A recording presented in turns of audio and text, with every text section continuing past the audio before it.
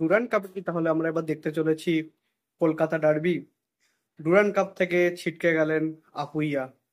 Robson রবিনহোর কলকাতায় আসার বড় ইঙ্গিত। তো hello guys, welcome to channel Bong MFC নতুন ভিডিওতে আপনার সবাইকে আরো একবার স্বাগত। আজকে আমি নিয়েছি ইন্ডিয়ান ফুটবল আপডেটস আরটি পর্ব। তো চলুন একদম দেরি না করে আজকে ভিডিওটা শুরু করা যাক। বন্ধুরা, গতকাল কিন্তু ছিল মোহনবাগান বনাম মোহামেডানের মিনি কলকাতা ডার্বি। সেই ম্যাচে কিন্তু দুই দল মুখোমুখি, যদিও দুটো দুটো টিমেরই কিন্তু এটা ফার্স্ট ইলেভেন নয়।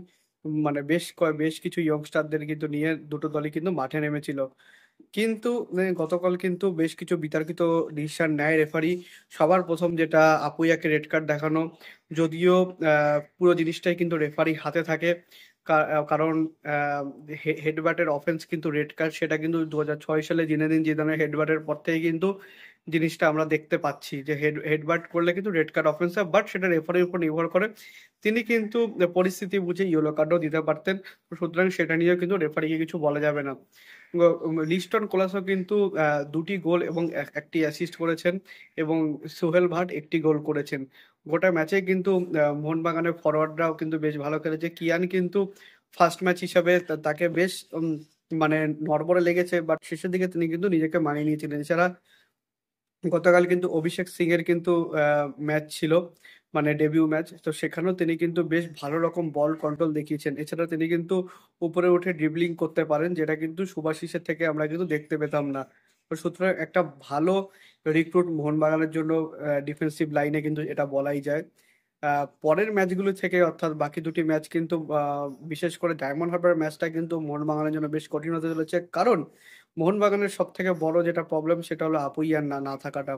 আপুইয়া কিন্তু ডাইরেক্ট রেড কার্ড দেখেছেন। সুতরাং গ্রুপ পর্বে যে আরো দুটি ম্যাচ আছে বিএসএফ এর সঙ্গে এবং ডায়মন্ড হারবারের সঙ্গে, দুটি ম্যাচে তিনি কিন্তু মিস করবেন। তো এবার তার জায়গায় মোস্ট প্রবলি থাপাকে আমরা খেলতে দেখতে পারবো, এবং সাহাল আব্দুল সামাদও যেহেতু কলকাতায় চলে এসেছেন এবং দলের সঙ্গে তিনি প্র্যাকটিসে যোগ দিয়ে দিয়েছেন, তো সুতরাং নাম্বার 10 রোলটাতে আমরা সাহালকে দেখতে পারি। আর যদি বিদেশিরা যদি পুরো ফিট থাকেন এবং তারা যদি ফার্স্ট সপ্তাহের মধ্যে তারা যদি কলকাতায় চলে আসেন, তাহলে কিন্তু আমরা এটাও দেখতে পারবো যে হয়তো বিদেশিরাও কিন্তু খেলছে। আর গতকাল কিন্তু সোহেল আহমেদ ভাটের মানে গোলের পাশাপাশি তিনি কিন্তু বেশ কিছু ভালো মুভমেন্টও তৈরি করেছিলেন।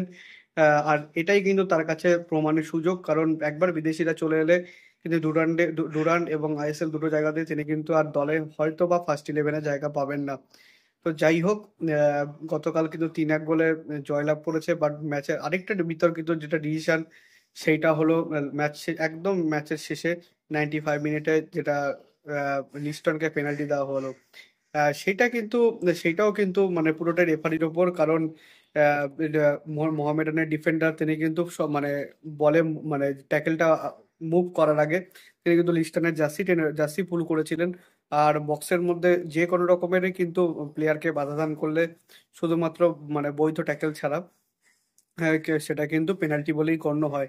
তবে সেটা কিন্তু রেফারির উপরই নির্ভর করেছিল।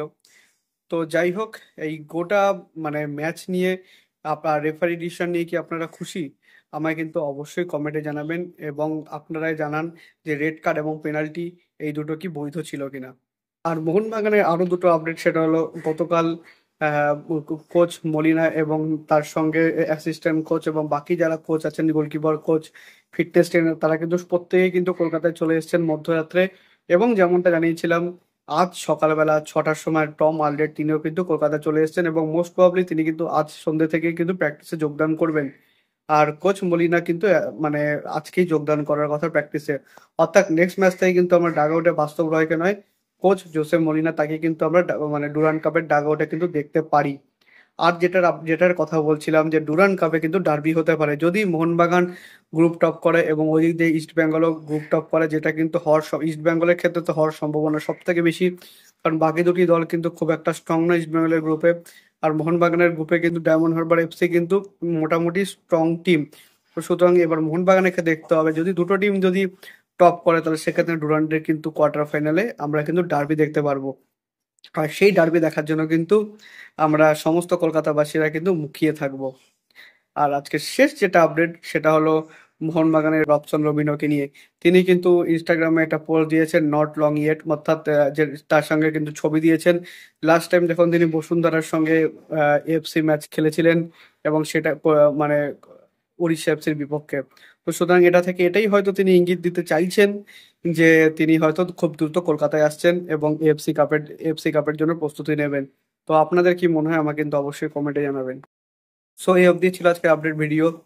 যদি ভিডিওটা ভালো হয়ে থাকে ভিডিওটা অবশ্যই লাইক করবেন, চ্যানেলটি সাবস্ক্রাইব করে বেল আইকনটা অবশ্যই প্রেস করে দেবেন আমাদের সমস্ত ভিডিওর আপডেট ও নোটিফিকেশন সবার আগে পাওয়ার জন্য। আর দেখা হচ্ছে পরের ভিডিওতে। আপাতত এই পর্যন্তই। Glory glory man United.